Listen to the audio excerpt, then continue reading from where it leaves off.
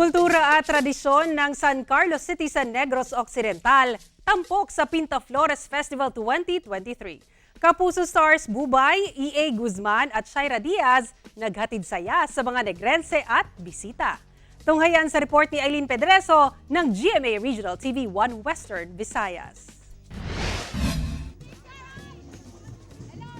Makukulay na bulaklak, naglalakihang props at all-out performances na nagpapakita ng kultura at tradisyon.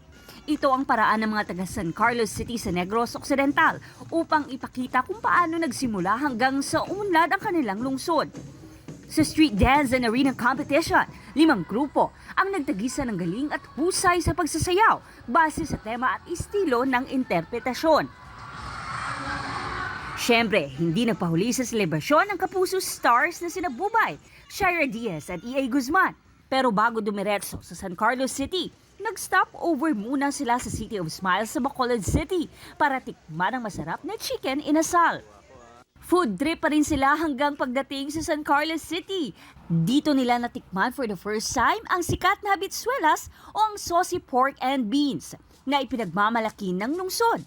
Sa Kapuso Night, worth it ang paghihintay ng Kapuso fans dahil sa all-out ang performance ni Bubay sa kanyang sing and dance number. Tila naging umaga ang gabi ng mga Kapuso fans sa tila sunshine na dala ng unang hirit mainstay na si Shaira Diaz. Hindi naman napigilan ng girls ang kilig at tilian nang lumabas na si E.A. Guzman.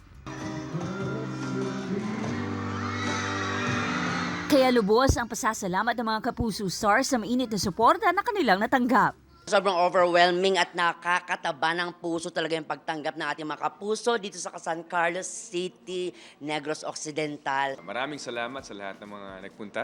Masaya na makasama sila sa mga ganitong klaseng pista, di ba? Talagang napakainit ng tanggap nila sa amin at sana paulit pa ulit. Mula sa GMA Regional TV 1 Western Visayas, Aileen Pedreso, nagbabalita para sa GMA Integrated News.